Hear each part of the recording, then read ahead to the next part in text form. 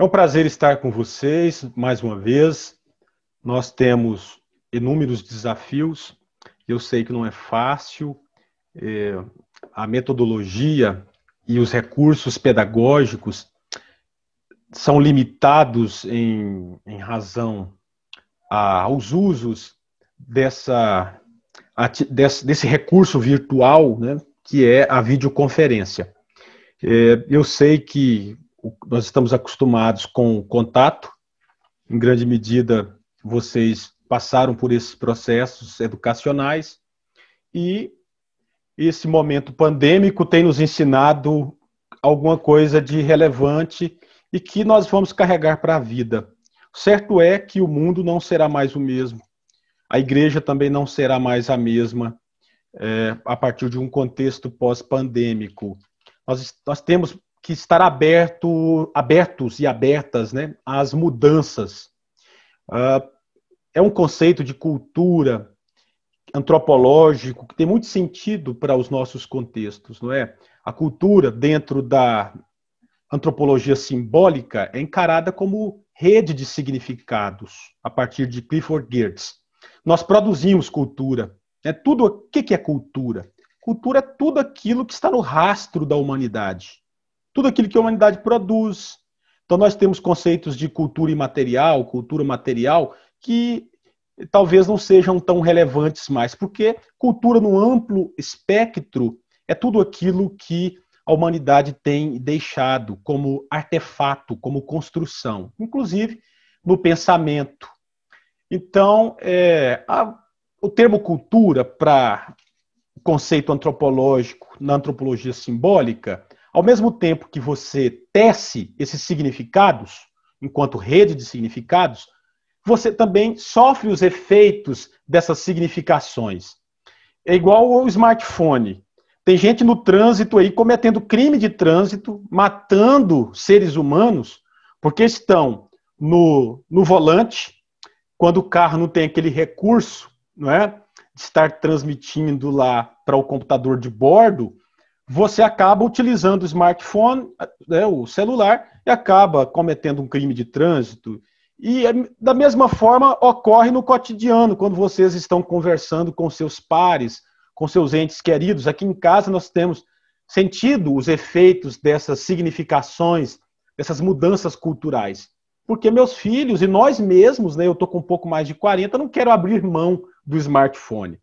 Então nós sentimos esses efeitos. Mas, de todo modo, é uma reflexão pertinente. Nós temos que estar abertos para o novo, para a novidade. Isso nós não podemos fugir, né?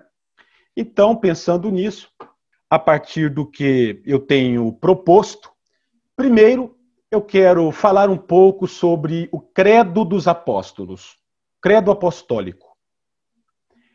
Na sequência, eu espero que nossa irmã Selene consiga entrar no grupo e, entrando, ela apresentará aqui aquilo que ficou de sua alçada para que ela dividisse conosco em termos de composição do cânone, não é? Que é um tema muito relevante para a igreja.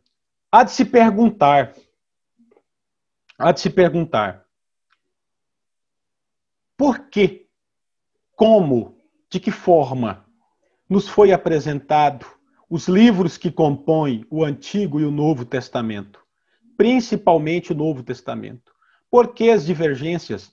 Por que a Bíblia, aquilo que é componente da última parte da Bíblia para os nossos irmãos católicos romanos, possuem distinções em relação ao cânone adotado pelas igrejas protestantes e pela experiência pentecostal. Então, e esses livros que compõem o cânone merecem confiança? Então, você tem um conjunto aqui de interrogações. Talvez você que declinou a fé há muito tempo, né, que se curvou a fé há muito tempo, você admite isso com normalidade, como se fosse algo natural. Mas, de vez em sempre, você vai ser desafiado por seus interlocutores, por aqueles que não aderiram à mesma fé de vocês, e irão interrogar. Vocês creem, e é uma questão muito comum que nós encontramos no cotidiano, em um conjunto de livros que fora feito, compostos por seres humanos. Então é livro que gente compôs. Você está acreditando em coisas que gente compôs. Então como você dá esse tipo de resposta? Então, pessoal, é um problema que se mostra contextualizado, são questões para os nossos tempos e que penso ser relevante também para a própria igreja contemporânea, obviamente. Então, são temas que fazem parte de nossa reflexão cristã. No primeiro momento, então, enquanto Selene ali se recompõe, muito boa noite. Boa noite. Então, eu quero apresentar aqui algumas reflexões sobre o Credo dos Apóstolos. Alguns de vocês, Renata, Luiz, Lucas, Jairo, Rafael, todos, vocês já conhecem, tiveram acesso ao Credo dos Apóstolos? Sabem o que significa o Credo dos Apóstolos? Eu não sei não, professor. Não, também não. Nunca ouviram falar do Credo dos Apóstolos? Não, né? Já ouvi, mas não sei. O que significa não, mas isso aqui, quando eu pratiquei, meu pai era católico, a gente falava isso em casa, né? Creio em Deus Pai, Todo-Poderoso e assim por diante, a gente sempre falava quando terminava aquelas chamadas liturgias católicas, né? Sim, sim. Da igreja católica, uma coisa que a gente sabe de cor é esse credo. Tive um contato, mas eu não estou muito lembrado, não. Pessoal, isso que Cláudio falou é interessante. Nós não estamos acostumados, principalmente os irmãos de matriz pentecostal, os irmãos pentecostais, com o significado do símbolo de fé e desconhecem o chamado credo apostólico. Quando você ouve a palavra credo, você naturalmente já associa ao catolicismo romano. É interessante isso. Entre os irmãos de fé reformada, nossos irmãos presbiterianos, todos os irmãos de fé reformada, isso é mais comum, porque eles adotam há muito tempo, desde os primeiros tempos do século XVI, com o impulso da reforma, eles adotaram os chamados símbolos de fé. Então, eu quero, num primeiro momento aqui, estar apresentando para vocês o que significa, o que é um símbolo de fé, para, enfim, entrar aqui nos conteúdos e significados do credo apostólico. O que é um símbolo de fé e depois, posteriormente, eu quero conversar com vocês sobre o credo apostólico, tá bom? Então, o que é um símbolo de fé? O que é um símbolo? O símbolo era uma espécie de marca que, entre os antigos, um objeto entre os antigos, que, quando repartido em dois, principalmente entre tratados comerciais, entre comunicação que se dava entre um lugar e outro. Então era um selo, uma espécie de selo, que era partido em dois, para autentificar, dar autenticidade ao portador da mensagem ou aquela negociação. Cada uma das partes precisavam aproximar aquele símbolo que estava rompido em dois, se correspondesse à outra metade, então havia autenticidade. Então, o que é um símbolo? No caso do símbolo de fé, é aquilo que diz respeito à autenticidade de nossa fé.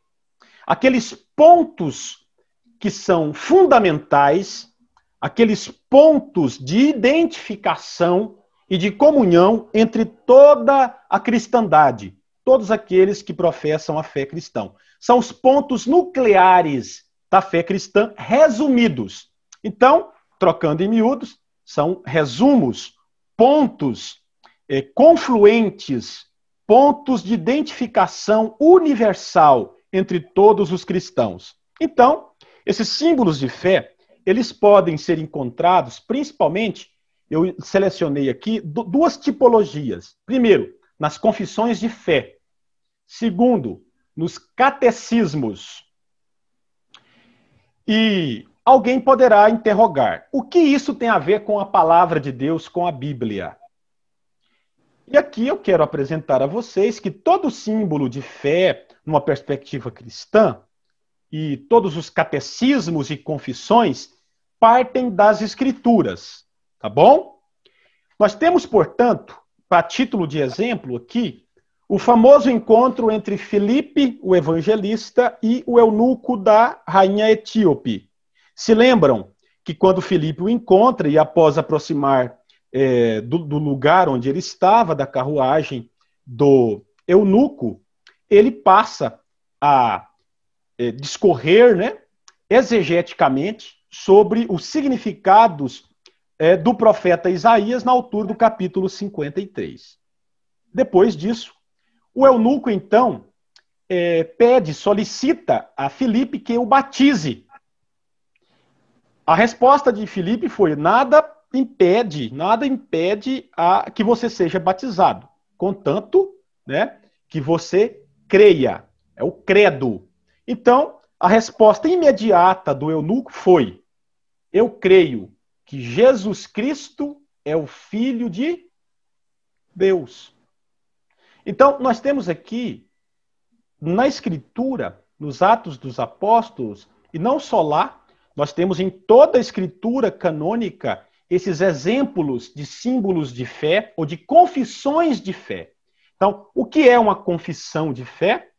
Uma confissão de fé é semelhante àquela resposta do eunuco quando disse, diante da proposta de batismo, afirmou a sua crença em um ponto nuclear da fé cristã, de que Jesus era o Cristo e de que Jesus era o Filho de Deus. Tá vendo, gente? Então, é uma proposição bíblica. O que são, portanto, a partir dessas duas tipologias, esses símbolos de fé? Confissões e catecismos. Nós temos aqui, a título de exemplo, uma confissão, que é a Confissão de Fé de Westminster. Uma confissão de fé que foi elaborada no bojo do contexto imediato da reforma na Grã-Bretanha, portanto, na Inglaterra, com a Igreja Reformada Inglesa, e ali um conjunto de irmãos se reuniram para pontuar, colocar os pontos nucleares de sua fé em um texto, em uma confissão. O que é essa confissão, então? São os pontos ou declarações oficiais da fé. Quanto ao catecismo, o que seria o catecismo? Nós temos outro exemplo de dois catecismos reformados muito conhecidos da Igreja Reformada.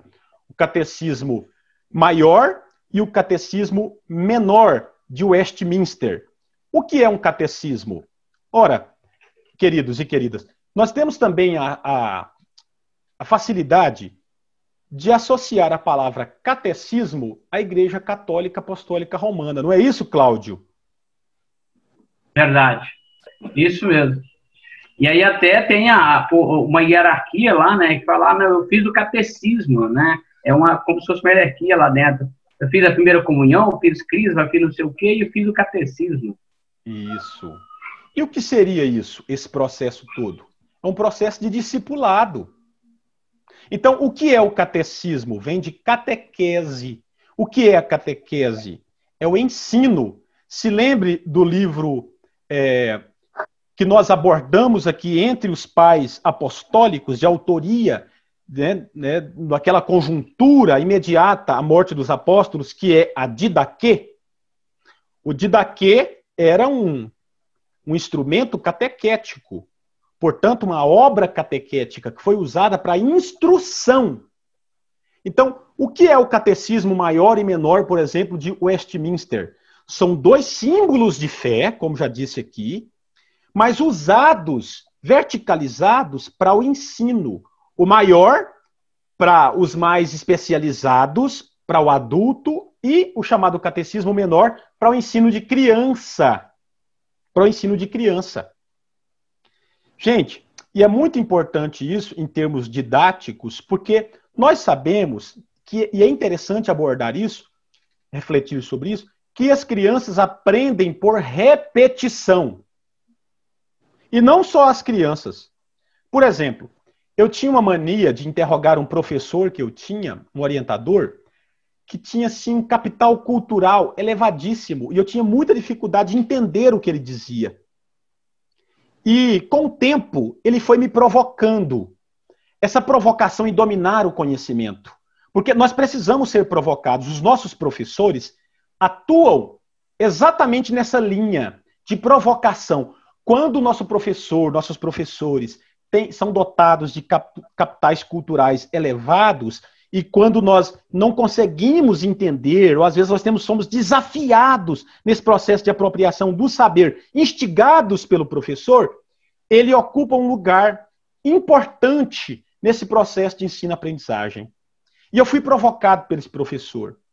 E eu interrogava ele: professor, como que o senhor conseguiu dominar tantos conteúdos? Como que o senhor faz para apropriar de tantas referências? Sabe qual foi a resposta dele para mim? Ele me disse: só o tempo provoca esse tipo de situação que está nos domínios da prática. A prática.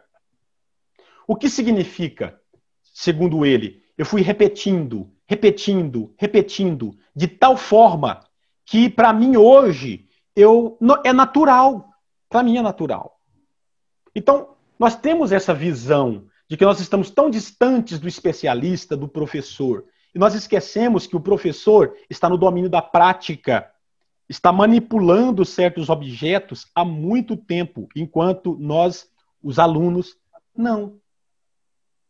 Então, gente, para que serve o catecismo? Olha o elemento aqui dentro do catecismo, desse instrumento catequético. Serve para que as crianças, no caso do catecismo menor, repitam aqueles pontos de fé que, com o tempo, faz com que elas internalizem. Isso é importante. Nós não temos o hábito. A escola bíblica dominical, para vocês terem uma ideia, é quase uma instituição extinta em nossas igrejas. Pouquíssimas igrejas ainda têm um hábito de ainda oferecer a chamada escola bíblica dominical. Viu, pessoal? Então, eu penso que o catecismo é uma ferramenta importante para a educação nossa educação, mas também a educação de nossas crianças. E nós vimos, portanto, que esses símbolos de fé, eles têm importância porque eles também partem da própria escritura, como no caso aqui do credo, não é? De uma confissão de fé que exemplifiquei aqui a partir de Atos dos Apóstolos. Mas com a justificativa para se usar um símbolo de fé em nossos próprios contextos, para além do catecismo, no caso das confissões. Ora, nem todo interlocutor, aquele que irá conversar com você, assume que a Bíblia Sagrada, por exemplo, tem valor para ele de igual modo que a Bíblia tem valor para você. Então nós partimos, por exemplo, também da tradição. E a tradição é importante para nós. O que as confissões diziam, o que os nossos irmãos diziam, a igreja do passado falava. Então, a Bíblia diz, eles partem da Bíblia, mas o que eles criam a partir da Bíblia? Como eles criam e como eles formulavam as suas crenças a partir de referências bíblicas? Aí nós encontramos isso nesses documentos. E nesse caso, nós vamos partir agora para esse importante documento que é o Credo dos Apóstolos. Vamos lá? Esse Professor documento... Fábio? Sim. Enquanto o senhor falava aí, eu fui ali nos meus achados, encontrei meu certificado de batismo. Olha só. Eu fui batizar na Igreja Batista, né, lá no Tocantins, eu morava lá. Eu vim da Igreja Batista. E no verso tem o Pacto das Igrejas Batistas e tem parte do credo que está aí. Sim, exatamente. Que lá na Igreja Batista a gente faz uma profissão de fé. É a profissão de fé. Né? Uhum. Que lá fala que é em nome do Pai, do Filho e do Espírito Santo. São quase que igual o que está aí, né? Exatamente, tá vendo? Interessante sua contribuição. Mesmo dentro do pentecostalismo, todo crente, o candidato a batismo, o catecúmeno, né? Ele, quando está diante do oficial para ser mergulhado nas águas, porque a nossa doutrina ela é batista, né? Nesse ponto nós somos muito similares à Igreja Batista. A nossa teologia, ela dialoga muito proximamente da teologia batista. Afinal de contas, as Assembleias de Deus saíram da Igreja Batista. Não sei se vocês sabem disso, né? Então, quando o catecúmeno, o candidato a batismo, está diante do oficial para ser mergulhado nas águas, nosso batismo é por imersão, igual os batistas, né? Então, ele precisa fazer uma profissão de fé, a sua profissão de fé. Não é isso, Cláudio? Isso mesmo. Uma profissão de fé e a gente faz diante de um corpo, né? De jurados, como se fosse um jurado. Não é bem de jurado que fala, mas a gente tem que professar aquilo ali diante daquelas pessoas. São as testemunhas, não é? A profissão de fé é um testemunho público de sua fé. Viu, Cláudio? Isso mesmo. Então é um testemunho público de sua fé. Todos vocês que foram batizados fizeram um testemunho público de sua fé. Declararam, é a declaração de fé. Geralmente o oficial lê a declaração e, às vezes, o consenso é coletivo, às vezes é individual. Tem-se o hábito também, o oficial, quando está mergulhando, no caso nosso, né, que batiza por imersão, ele também faz a mesma declaração diante do candidato ao batismo, que desce as águas batismais. Então, meus irmãos, de todo modo, mesmo dentro do pentecostalismo não ser comum um símbolo de fé, não ser encontrado um símbolo de fé, eu quero apresentar a vocês aqui, não sei se vocês conseguem ver, está vendo aqui em minhas mãos? Está transmitindo aqui a tela, mas vocês conseguem ver? Não, senhor, a sua mão não está aparecendo, professor. Está só o slogan do senhor. Ah, tá. Deixa eu ver se foi o vídeo aqui. Sim. Pronto. Estão Agora visualizando? Sim. Agora sim. Estão vendo aqui em minhas mãos um livro? Uhum. Sim. Esse livro, para vocês terem uma ideia, é a Declaração de Fé das Assembleias de Deus. Nós temos uma declaração de fé. Olha só.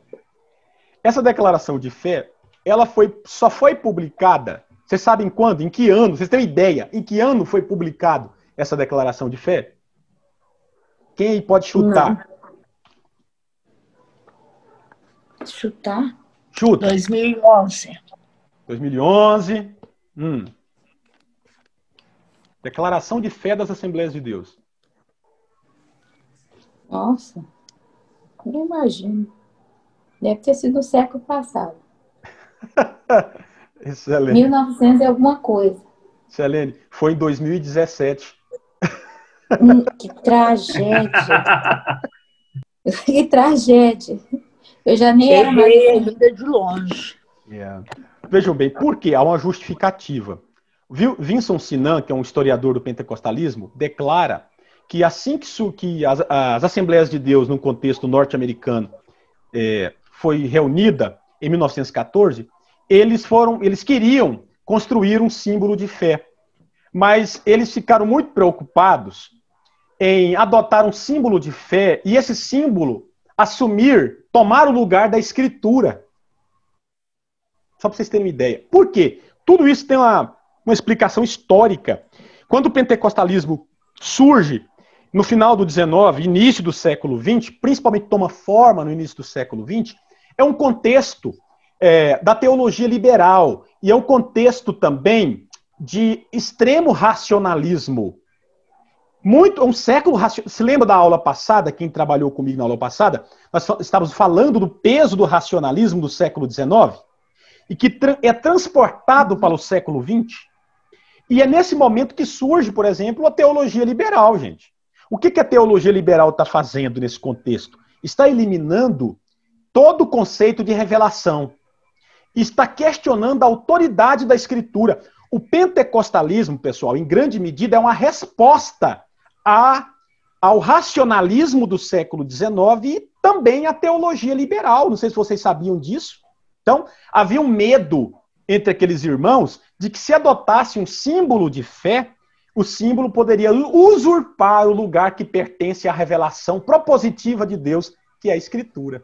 Por isso, tardiamente, a Assembleia de Deus demora muito tempo para adotar um símbolo de fé oficial, muito embora nos periódicos confessionais, durante todo o século XX, principalmente a partir da década de 60, o credo das Assembleias de Deus, em que a Assembleia de Deus crê, era publicada num periódico chamado Mensageiro da Paz. Mas só agora, em 2017, pela CGADB, surge, portanto, essa declaração de fé oficial das Assembleias de Deus. É uma curiosidade aqui que tem a ver com nossos contextos, que está preso também a uma questão de leitura de nosso próprio tempo, ao século XIX, aos desafios da igreja nessa passagem do XIX para o século XX, tem a ver também, portanto, com a própria Escritura, com a própria Bíblia e o valor que a Bíblia tem para o pentecostalismo.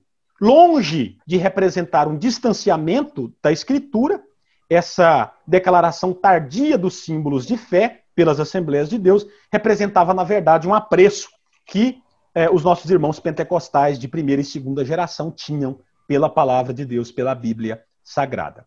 Tá bom? Daqui a poucos minutos, possivelmente vai cair aqui essa nossa transmissão. De todo modo, eu quero iniciar aqui abordando os significados do credo. Esse documento, o credo apostólico enquanto documento, segundo o próprio Ferreira, não é? O nosso Franklin Ferreira, em nosso livro Texto, é um documento que ganha forma final entre os séculos 7 e 8, no contexto da Grã-Bretanha, não é?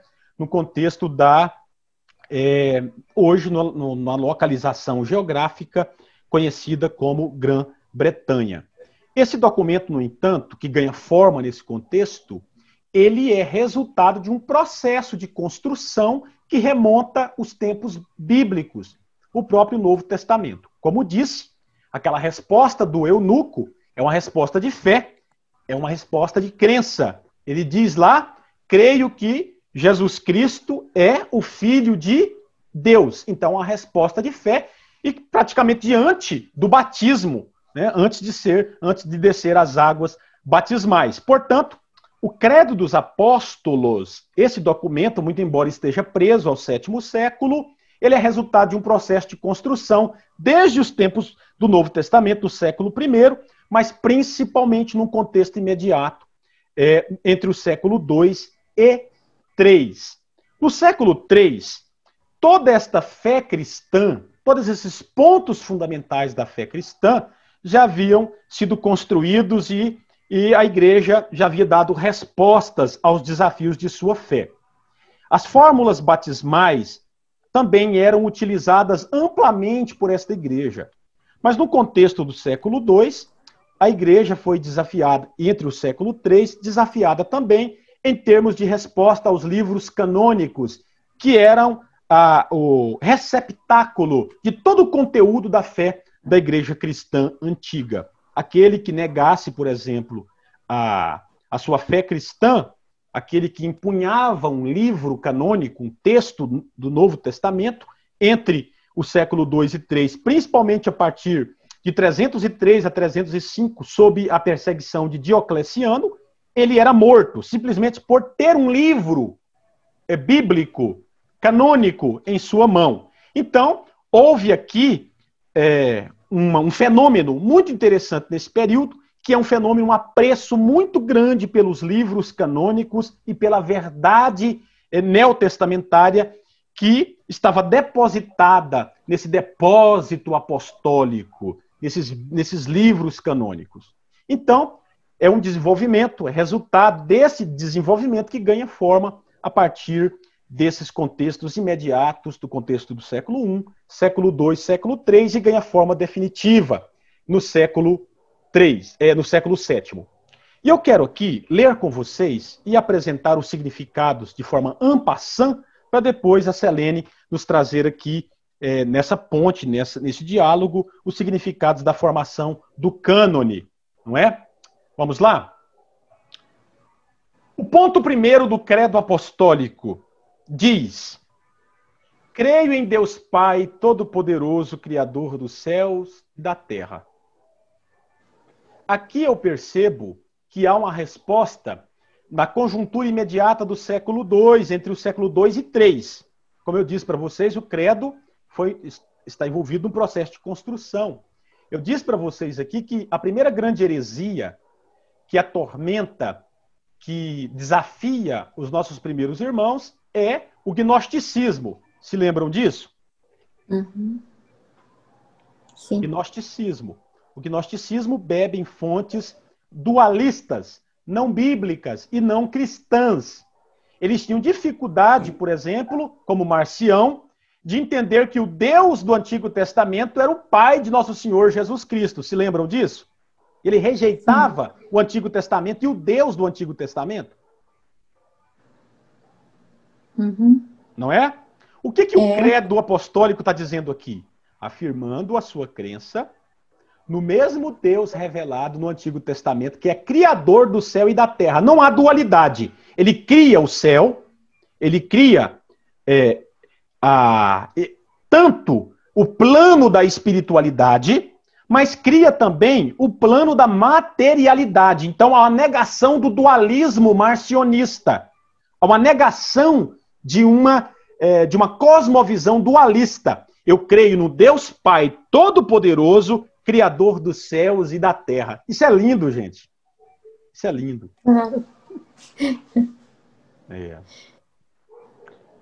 Ponto 2.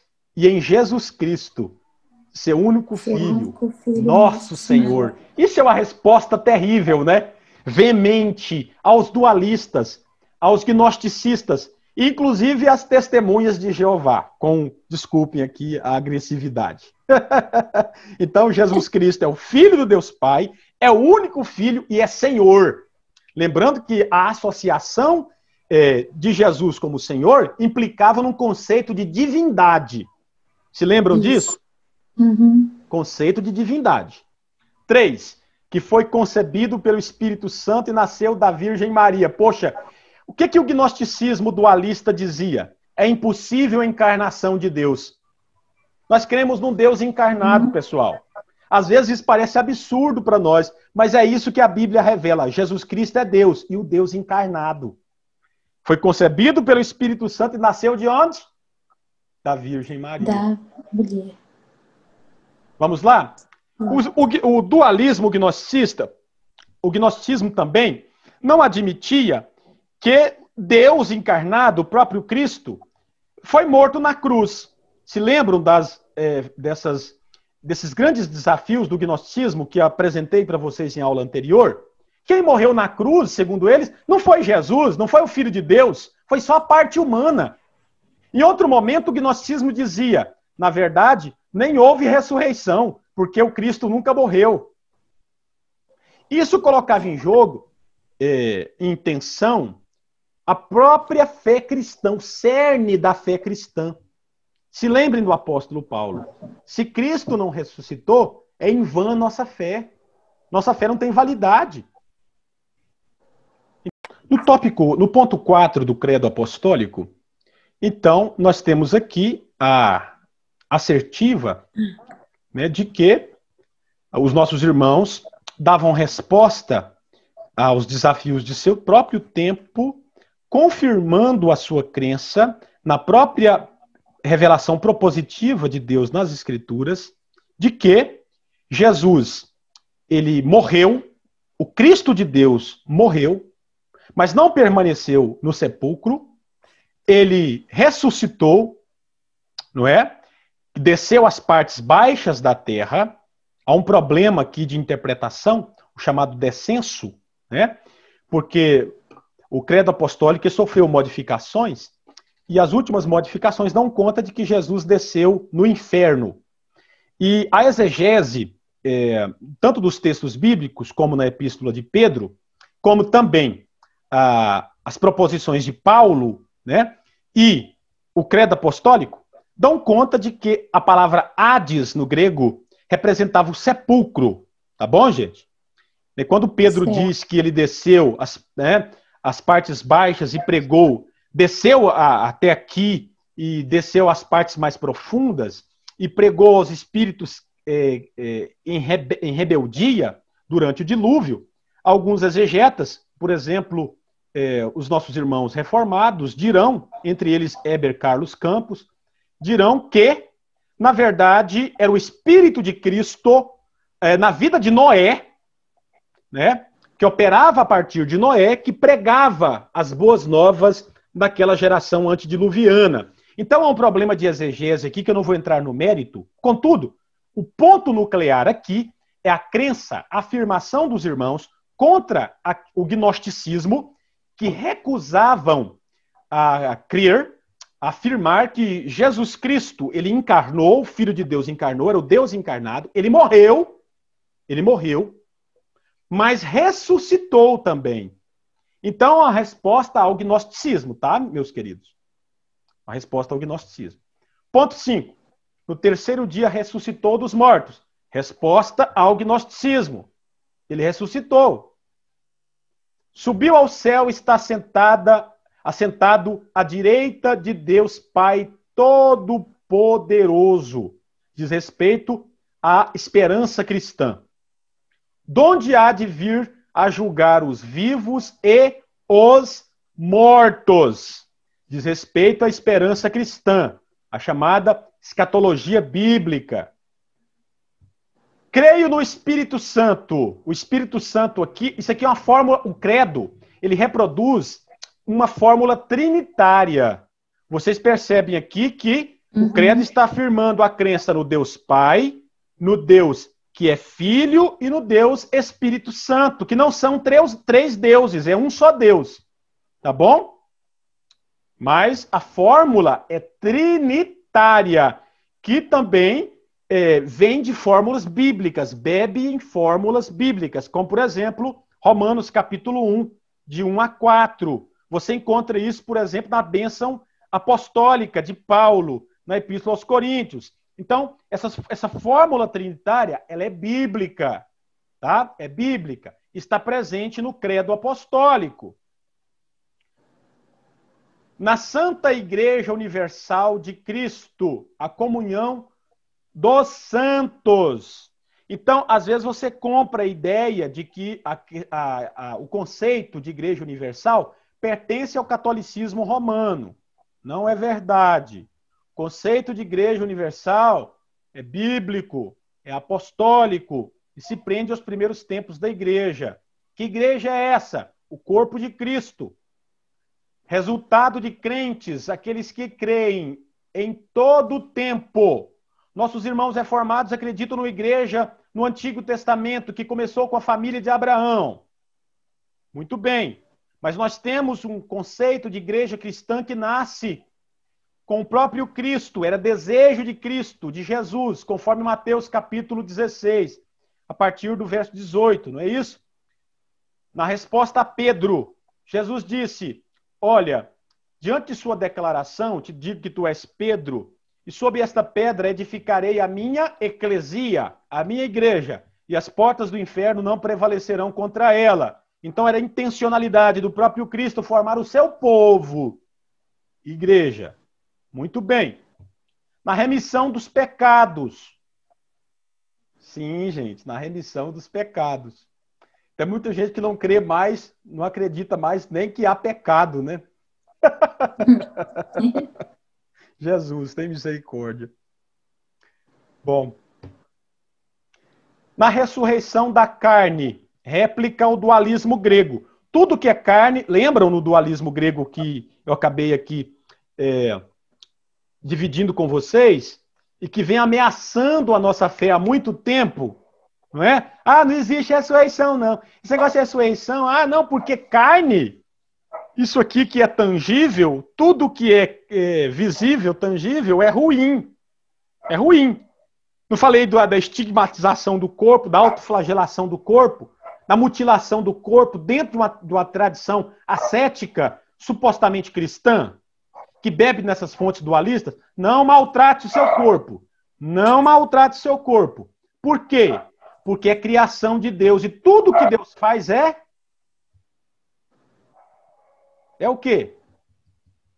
Bom, perfeito. Inclusive o seu corpo, gente. A sua sexualidade. Tudo é bom. Aí eu trabalhei com vocês isso aqui abertamente, certo?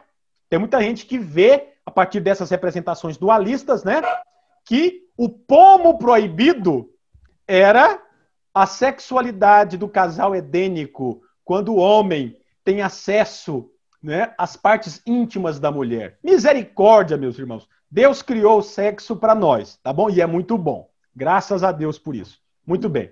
Aí nós temos aqui agora, na vida eterna, que é o ponto 12. Que maravilha. Aí, enquanto as testemunhas de Jeová estão dizendo que o paraíso é aqui, a Escritura Sagrada está afirmando que existe um mundo por vir. Não é verdade? Sim, é verdade. Então, meus irmãos, nós vivemos, conforme dizia Karl Barth, grande teólogo do século XX, tem gente que tem medo de ouvir esse nome, né, Karl Barth. Ou o Oscar Cullmann, nós vivemos entre o já e o ainda não. Então, o futuro já nos toca, o nosso próprio presente é tocado por aquilo que Deus nos preparou. Deus tocou a nossa história e tem providenciado a marcha de sua igreja rumo à consumação. Está vendo que o credo apostólico é um resumo de praticamente todos os pontos da fé cristã? Uhum. Vocês perceberam isso? Sim. Então, pessoal, vocês que são teologandos da Faculdade Assembleiana do Brasil, vamos procurar valorizar os nossos símbolos de fé, as nossas confissões de fé, as nossas obras catequéticas, sabendo que são importantes documentos, são importantes criações, que articulam com a Bíblia, que conversam com a Bíblia, são fiéis à Escritura, à Palavra de Deus, e podem ser utilizadas em nossos dias, inclusive lá na sua casa, na sua família. Começa a utilizar o credo apostólico com seu filho, que ele aprenda o credo apostólico. São os pontos fundamentais da fé cristã. Gente, aqui para nós, tem muitos de nossos obreiros, aqui para nós, muitos de nossos irmãos em Cristo, que não sabem dar resposta à razão de sua fé. Quando ele é interrogado por um incrédulo, ele não sabe justificar a sua fé. Ele não sabe pontuar, elaborar, dar vista, deixar claro o porquê crê e os pontos fundamentais da sua fé. Se você e eu, os nossos filhos, aprendessem pelo menos o credo apostólico, já seria de bom tamanho. Bom, posso começar? Pode sim, Selene. Eu tenho que correr. Muito bem. Então, vamos lá. Vamos para o próximo slide. Isso. Isso aí é só para fazer uma revisão de todos os problemas que a igreja enfrentava, a igreja cristã enfrentava. Isso já foi falado. Sim. O próximo. Então, a reação da igreja. Então, os apologistas, né, que eram os escritores cristãos do século II, que procuravam defender o cristianismo contra essas investidas, contra esses problemas, essas heresias. Sim. Essas oposições dos pagãos. Próximo. Então, Irineu já disse a seguinte frase: o erro nunca se apresenta em toda a sua nua crueza, a fim de não ser descoberto, antes veste-se elegantemente para que os incautos creiam que é mais verdadeiro do que a própria verdade. Então, cada movimento desse tinha... vocês estão me ouvindo? Sim. Cada movimento desse tinha, então, suas armadilhas, suas formas de atrair ou de enganar as pessoas. Próximo. Então, Irineu foi o primeiro que fez um paralelo do Novo Testamento com o Antigo Testamento. Então, o Novo Testamento era usado, mas Irineu foi o primeiro que fez essa... A palavra ele falava que o Novo Testamento, ele corria em paralelo com o Antigo Testamento. Admitia como canônico, né? A canonicidade do Novo Testamento, tal qual o Antigo Testamento. Isso. Próximo. Então, a gente tem essa frase aí do Justo Gonzalez. É provavelmente Irineu que mais se aproxima do espírito original do Evangelho. Isso a gente já viu também. Infelizmente, com o correr dos séculos, a teologia de Irineu ficou relativamente esquecida, enquanto a influência dos outros dois tipos de teologia, a legalista e a especulativa, se fez sentir cada vez mais. Próximo. Novamente, os pais da igreja que citaram o Novo Testamento, que incluíram o Novo Testamento, que usaram o Novo Testamento, foram esses: Clemente, Inácio, Policarpo, Justino, Tertuliano e Orígenes. Sim, é verdade. Isso significa, naquela aula passada, Selene, eu apresentei os pais apostólicos para vocês, se lembram? Lembro. Então, os escritos desses pais apostólicos, portanto, do segundo século, eles bebem nessas fontes bíblicas, eles reproduzem os livros canônicos. Eles fazem muita citação dos livros canônicos, o tempo todo. Isso, exatamente. Ai, tá vendo? Tá mexendo, graças a Deus. Então, Senhor. Só para mostrar que esses eram os artifícios, né, para derrubar o cristianismo, os artifícios de Satanás. Próximo. Então, por isso que existiu um empenho, um esforço para apresentar definitivamente o número exato de livros e a escolha dos livros certos para combater as heresias e para poder se estabelecer definitivamente o cânon. Próximo.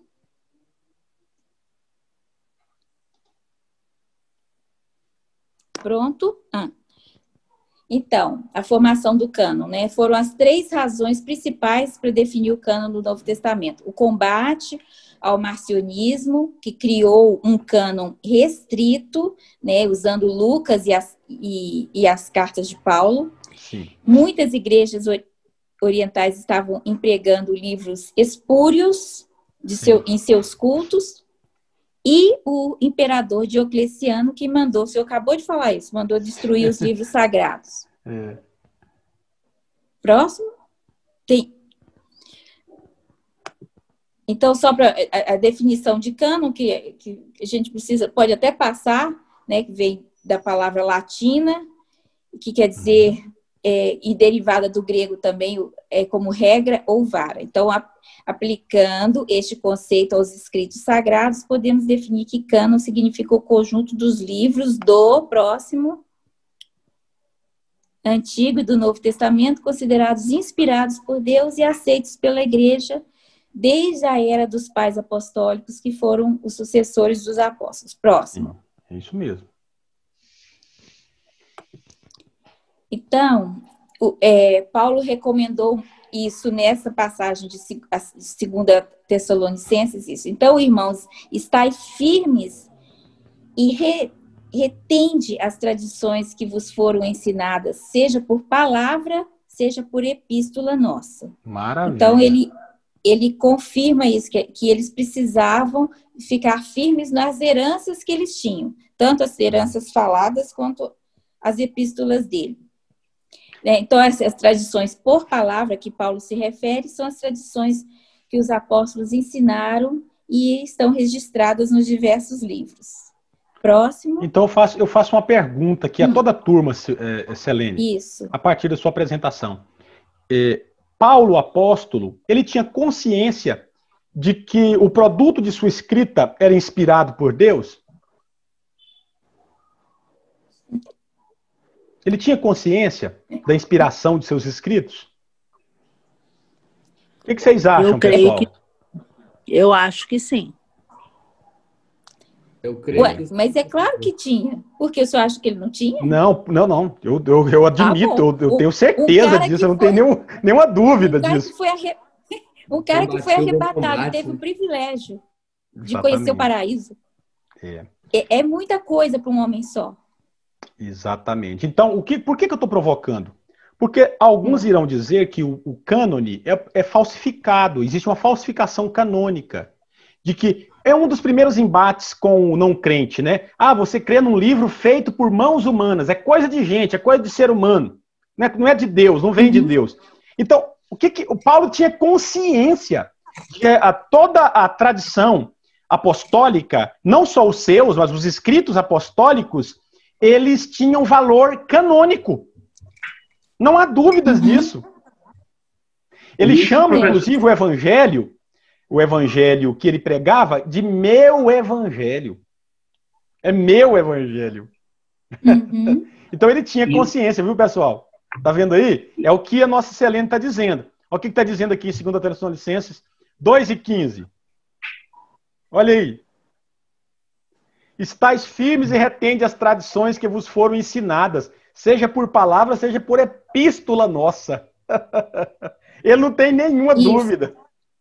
E também, Exatamente. e depois, professor, ele vai recomendar a Timóteo, lá em 2 Timóteo 3,16, dizendo que toda a escritura ela é inspirada. É divinamente inspirada, né? É Não isso é? mesmo.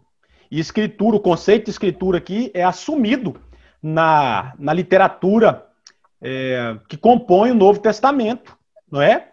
E ele tem consciência disso, Paulo tem consciência disso. Vamos lá, Selene. Podemos... Então, no próximo slide,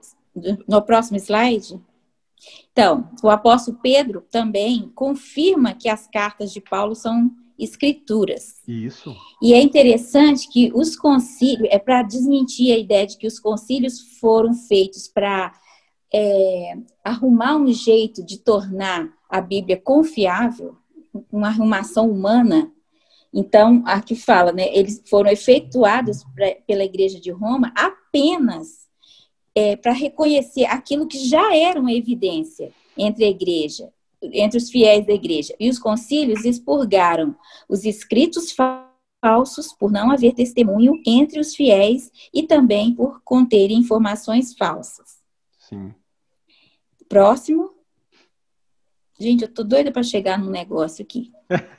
Bom, então, quais são os 3 pilares da canonicidade do Novo Testamento? Então, tem que se basear na apostolicidade, próximo, né? Então, por isso que os 2 livros, desses 2 livros descartados, que foram tentados ser colocados, mas eles não tinham apostolicidade, que é o de Daquê e esse livro Pastor de Hermas. Sim. Foram retirados.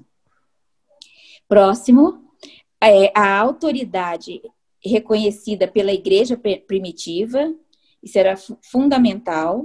E o próximo, harmonia com os livros já estabelecidos. Então, eles não podiam se contradizer, não podiam se desmentir um ao outro. Esses eram os três pilares. Então, por exemplo, Hebreus, próximo slide. Então, nós temos o quê? Vamos lá? Primeiro critério, apostolicidade. Apostolicidade. Qual o segundo? Cadê o povo? Autoridade Autoria reconhecida pela igreja, a igreja antiga. E o terceiro, harmonia com os livros que já eram reconhecidos. São os 3 critérios, tá, pessoal? Ótimo, excelente. Pessoal, a Renata saiu, ela quer entrar. Ainda bem que eu não Eu sou já administradora. entrei. Não sei o que aconteceu, saiu aqui, mas já entrei. Muito bem. Obrigada. Bem-vinda, Renata, muito bem. Vamos lá, então. O próximo. Então, Hebreus, por exemplo, foi um vamos livro voltar. que... É aqui, né? Vamos lá. Harmonia, Hebreus. Então, Hebreus foi um livro que ficou por um bom tempo meio em dúvida se entrava ou não. Até, acho que na metade do 4º século que ele foi aceito. Peraí, deixa eu ver. Isso mesmo, né? Isso. No quarto e no 5º século o Hebreus e depois Apocalipse, que é o próximo. Também foi aceito bem mais para frente um pouquinho. Sim. O livro de Apocalipse estava excluído do cano em várias localidades no 4º e no 5º século. Somente depois nós vamos chegar a como é que eles foram definitivamente formados. Próximo. A Epístola de Tiago também ficou pendente até a segunda metade do 4º século. Próximo. E ficou sob suspeita também por algum tempo a segunda carta de Pedro, 2 e 3 João, segunda e terceira carta de João e Judas. Sim. A Epístola de Judas. Próximo. Então, quando que definitivamente o cânon foi adotado? É isso que nós vamos ver. Eu estou correndo para o negócio não apagar. Então, foi através dos concílios ecumênicos. Eles eram reuniões que debatiam controvérsias e afirmavam convicções. Então, repetindo, os concílios não foram para criar um cânon, mas simplesmente para discutir vários assuntos concernentes à igreja, ao cristianismo. Próximo. Então, os assuntos debatidos eram a natureza de Cristo, o papel do Espírito Santo, a fórmula da Trindade, a controvérsia sobre a doutrina da graça. Sim. Próximo. Mas, né, o Atanásio, que foi o grande,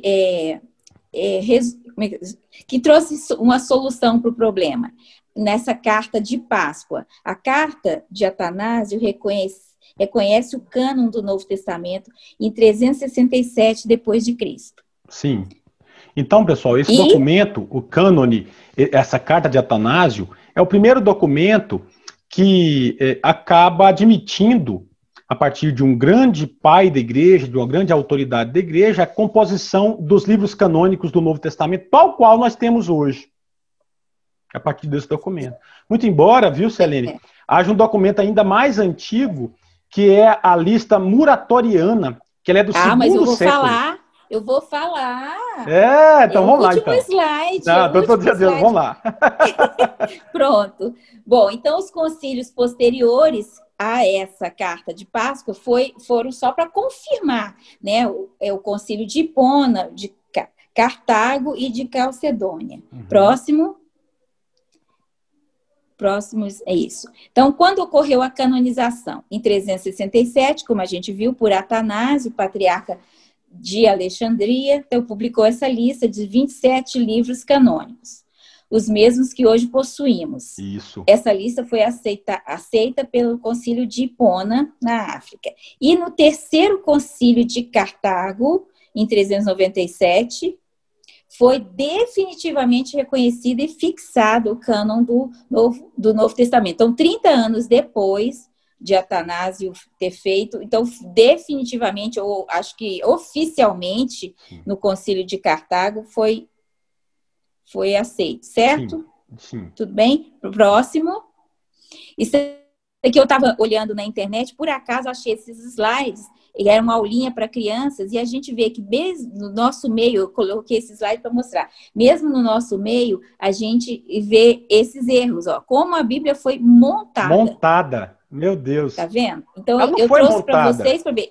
Isso é aulinha para crianças evangélicas, e aí nós mesmos usamos essas palavras, de que foi montada, isso dá muita... como é que fala? Margem para dúvidas. Assunto, principalmente para os não cristãos. O que isso pode sugerir, né, Selene? Pode sugerir que a Bíblia foi uma construção humana, simplesmente a construção humana. Isso, que é o que os espíritas falam, isso dá uma conotação de conveniência. Vamos arrumar um pacote bom, um produto bom e vender o nosso peixe, porque o nosso peixe foi muito bem feito. Isso, é isso mesmo. O próximo. Então, o Espiritismo, ele se baseia muito nisso, de que a Bíblia foi montada. E eu queria usar esse pequeno resto de tempo que eu tenho, nem que eu deixe os slides todos, porque são muito poucos que faltam, para contar uma história para vocês. Eu tenho um grupo da faculdade, onde eu me formei, e só tem eu e um evangélico, o resto todo são espíritas e são católicos não frequentadores de igreja, e tem uma budista e muita gente ligada à logosofia. Esse é o meu grupo. E aí, um colega colocou esse slide, essa mensagem no grupo do WhatsApp. Próximo. Sim. Colocou essa mensagem no nosso grupo. Buda não era budista, Cristo não era cristão, Maomé não era muçulmano. Eles eram mestres que ensinam amor, amor era sua religião. E eu tenho um péssimo defeito. eu não consigo me calar diante de uma coisa dessa. Eu morro seca se eu não falar. Meu pai. Acho que Deus colocou o espírito apologeta dentro de mim. Eu, quando vi esse negócio, eu fiquei louca. E eu comecei a falar, isso é um absurdo, gente. Como que alguém pode igualar Cristo, que é Deus, a dois homens, e rebaixar o cristianismo a uma religião? E rebaixar Cristo a Messi. Aí começou uma polêmica, e eles começaram a me perguntar. E eu comecei a escrever muitas coisas, mas aí uma colega espírita, que é muito radical, escreveu essa resposta aqui. Próximo. Eu coloquei em vermelho as coisas mais importantes. Ela respondeu assim, nem todo cristão vê assim. Infelizmente, alguns cristãos ainda consideram como não cristãos aqueles que rejeitam o dogma da Santíssima Trindade. Esses se dão o direito de considerar apenas suas interpretações como lícitas. Então, eles acham que a gente tem interpretação própria. O ensinamento de Cristo não incluiu esse dogma. Ele surgiu, quer dizer, o dogma da Santíssima Trindade, muito depois na história do cristianismo. Se não me engano, por volta dos anos 500, com Santo Agostinho. Existem inúmeras interpretações, exercícios filosóficos, adaptações históricas, interesses que ao longo dos 2 últimos milênios foram modificados e complicando a mensagem original. No entanto, a grandeza, o amor, a humildade e misericórdia exemplificadas pelo Mestre permitem supor que ele inclui entre seus irmãos filhos de Deus, mesmo aqueles que não reconhecem os dogmas medievais como verdadeiros. Supor ainda que ele incluiria também no rol dos seus irmãos aqueles que têm como mestres espirituais outros enviados de Deus. Afinal, será que os que guiam a humanidade, né, que são as entidades espíritas lá, pelo caminho do amor, não servem aos propósitos do Cristo? Gente, isso tem cheiro de enxofre, não tem? Não, olha só que armadilha, como a coisa e fala muito em amor e vai desfazendo a Bíblia, desfazendo o cânon, dizendo que foi manipulado e depois dizendo que todos são filhos de Deus. Aí a confusão durou 2 dias de debate. Eu só trouxe isso para vocês, para mostrar aqui. Próximo. Esse é o argumento das seitas, né? Principalmente do espiritismo, que é uma seita que atrai principalmente as pessoas mais inteligentes. Normalmente os espíritas são muito bem preparados. Próximo. Eu só discordo num ponto. Que é uma seita? Não, que eles atraem as mentes mais preparadas. Por quê, Selene? Porque eu, dentro de uma perspectiva cristã e da cosmovisão cristã, eu acho que as mentes mais produtivas estão dentro do cristianismo. Dentro do cristianismo. Mas em que sentido? Em todos os possíveis. Em todos os sentidos possíveis, inclusive cognitivo. Não, eu não estou elogiando a espiritualidade. Eu entendi você, eu entendi. Eu entendi. Eles atraem mesmo, atraem o acadêmico, né, o discurso científico. Os acadêmicos. Porque tem que estudar muito, muito, muito. Então, normalmente... Ele é filosófico, principalmente o kardecismo, né? Isso. Ele é filosófico. Isso mesmo. Aí, pronto, o próximo. Ai, meu Deus. Então, então aqui para mostrar, então, que por causa dessas confusões, o que o mundo acaba recomendando? Cada um tem a sua visão, né? Isso é a base de existirem tantas religiões no mundo, porque cada um se acha no direito de cancelar da Bíblia o que não interessa, o que não é palatável, o que não é confortável. E cada um, então, tira da Bíblia, usa a Bíblia no que interessa para poder edificar uma nova crença, uma nova religião. Essa imagem é interessante, viu, Selene? Muito. Porque ela representa o quê? Uma concepção hoje vigente, que ela é ameaçadora, que é a defesa do pluralismo religioso. Isso. Aí, o que que você tem aqui agora? Ilhas são várias faces do cristianismo, por exemplo, da fé cristã no caso. E parte de suas representações sobre a fé é a mensagem da sua colega, da sua amiga. Ela parte das representações da fé e não da fé enquanto conteúdo que emana da própria revelação de Deus, mas daquilo que as pessoas supõem ser. Então, esse pluralismo ele tem sido ameaçador à igreja contemporânea. Porque o discurso do pluralismo religioso ele é bonito. Exato. Bonito, atraente, parece uma coisa muito linda de amor, de aceitação. E o relativismo também. Não, a base é o relativismo. Quem de vocês já ouviram o conto dos cegos e do elefante? Não. Não é para essa aula, não, senão eu vou atrapalhar você. Não, mas já está acabando. Deixa eu só acabar aqui, só concluir. Próximo. Então, só para resumir, porque isso aqui vocês já sabem, então ficou definido como isso aqui, né? Próximo. Esse é o nosso Novo Testamento, tal, com os livros, etc. Próximo. E o nosso professor fala isso, né? Portanto, em submissão às Escrituras, o credo afirma o caráter trino de Deus, a encarnação de nosso Senhor Jesus Cristo, sua morte, ressurreição, ascensão, a igreja como criação do Espírito Santo, o perdão dos pecados, a ressurreição do corpo e a vida eterna. A gente acabou de ver isso. Servia a diversas funções, o credo, importantes, como confissão de fé para candidatos ao batismo, esboço para ensino catequético, refutação das heresias, distinguindo claramente a fé verdadeira de desvios, guia de conteúdo da pregação, confirmação da fé no culto público. Sim. Próximo. Muito bom. Aí o fragmento muratoriano. Muito bem. Isso aqui faz parte de uma aula que eu dei sobre Atos dos Apóstolos. Que bacana. E aí eu vou explicar para vocês, porque está lá no cantinho daquela tabelinha que tem no livro, né? Que eu não consegui trazer para slides, não consegui trazer. Então, próximo, o que é o fragmento muratoriano?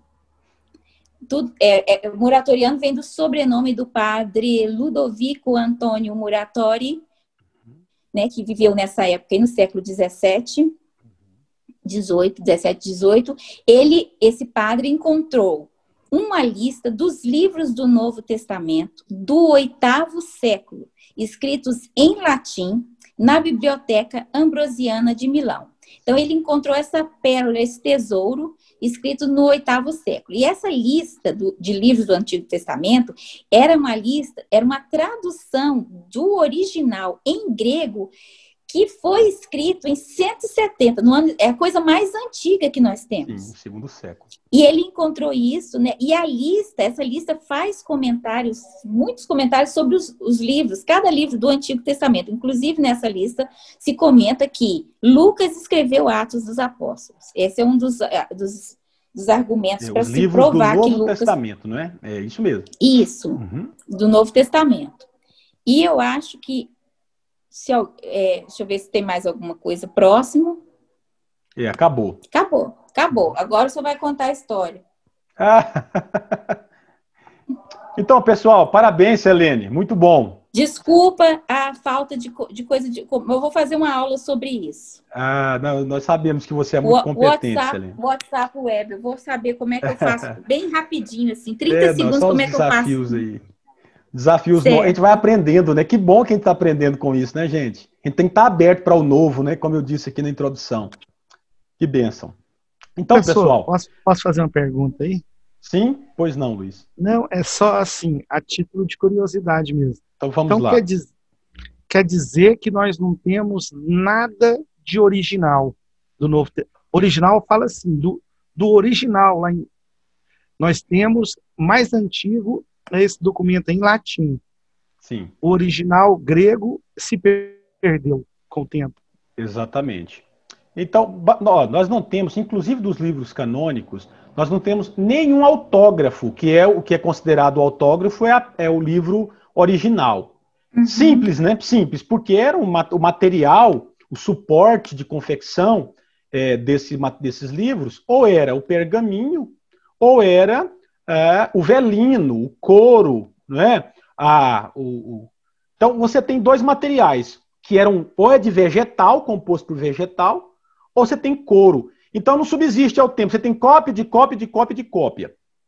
Não dá tempo de apresentar a questão, mas a partir da ciência bíblica, da linguística principalmente, e das outras ciências chamadas ciências modernas, nós temos hoje recursos suficientes para afirmar que os livros que compõem o cânone do Novo Testamento, quando comparados na linguística, por exemplo, com os textos mais antigos, nós temos um texto aí 99,9% aproximado do original. Então, a própria ciência moderna, os aportes da ciência moderna nos dão essas possibilidades, né? Essa possibilidade de afirmar que o texto que nós temos em mãos hoje é muito próximo dos textos que foram compostos no primeiro século. Muita coisa para discutir, para apresentar, que não tem condições de apresentar aqui nessa aula. Mas a Bíblia é digna de confiança. Eu sugiro para vocês, mais à frente, vocês terão acesso a isso. Vocês estudarão aí, por exemplo, bibliologia, e trabalharão com um grande autor, trabalharão com ele, que é o Gordon Fee, que é um exegeta pentecostal, que é utilizado nos seminários confessionais presbiterianos, por exemplo, reformados, o Gordon Fee, e é um autor pentecostal. Vocês vão aprender muito em relação a isso, vai ter tempo para fazer isso. Bom, nosso tempo está esgotado, pessoal. Está acabando agora. Eu quero me despedir de vocês e eu vou aqui atender os